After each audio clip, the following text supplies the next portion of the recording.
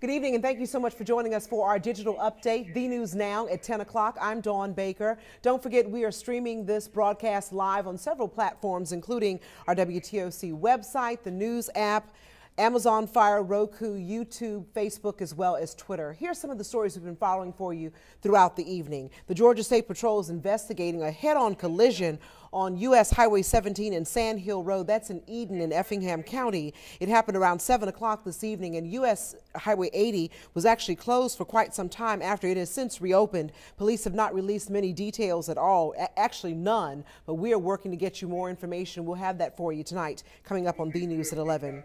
We also now know the names of the 3 people whose bodies were found at a scrapyard in Metter. They had passed away decades ago. Investigators still want to know why they were on the property and why they were never buried all that time. Bureau Chief Dow Kennedy was there today and talked to authorities, hoping that someone could answer some questions so that they can solve this real mystery.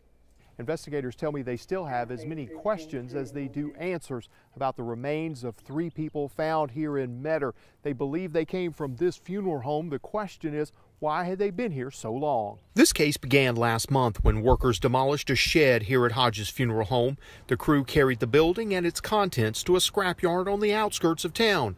That's where they realized 3 containers held skeletons of 3 people. Since then, investigators charged Percy Hodges from the funeral home with abandonment of bodies. They believe the 3 bodies to have belonged to Teresa McLaren, Leroy Dixon, and Mamie Fredericks. But investigators have not found any family of the 3 who can explain how they died or their bodies ended up at the funeral home. If anybody knows these people, remembers these people, we would encourage them to reach out to the Sheriff's Office or to the Georgia Bureau of Investigation. Hodges could be facing 1 to 3 years in prison for each set of remains.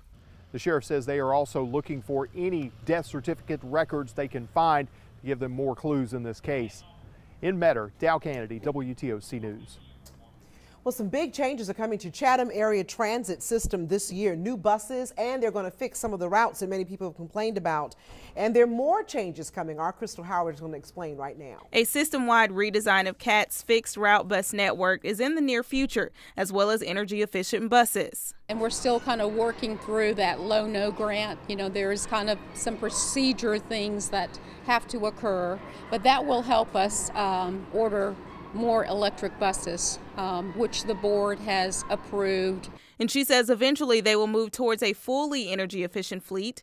Until then, they have added 18 new buses into the routes and taken out older ones. The addition of the 18 new vehicles that we put into the fleet in June have put us in a perfect position to launch a system redesign of our entire bus network. Now, the purpose of this redesign is to make sure it caters more to the people who use the system every single day. We want individuals to give us their thoughts on what the perfect system looks like for Savannah and Chatham County, offer input, and so we're very excited that we have this once-in-a-lifetime opportunity. And they will be taking feedback from the community on January 15th at their open house. Crystal Howard, WTOC News.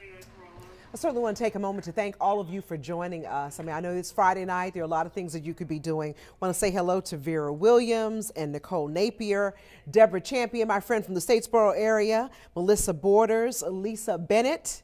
I see Donna Freeman from Ludowici, Matt Todd, Angela Fields, Lisa Bennett again here, Marie Banderas, and the Powell family is on here, as well as David and Dixie Powell, and Shannon Dubberly, Judy Martin, Kelly Terry, and Sherelle Taylor. A lot of you are on here tonight. Thank you so much for joining us. We have also Susan on here, Valerie, many others. Thank you so much from Rincon and so many other places. Jessup, we certainly appreciate you all coming and listening to our broadcast anywhere, all the platforms that we offer them to you.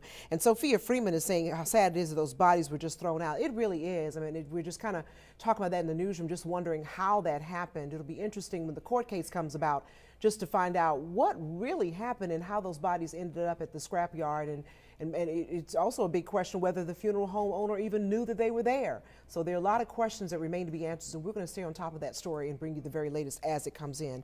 Don't forget to join us on TV for the News at 11. Jamie Erdl is with us tonight. She'll have your first alert forecast for the entire weekend. I know a lot of you have some big plans for the weekend, and there is some rain scheduled, I think, for Sunday, but she has all the answers for you. And Jake Walls is here with the very latest in sports. Thanks again for joining us. Have a wonderful weekend. Be careful out there, and we'll see you tonight at 11. Good night, everyone.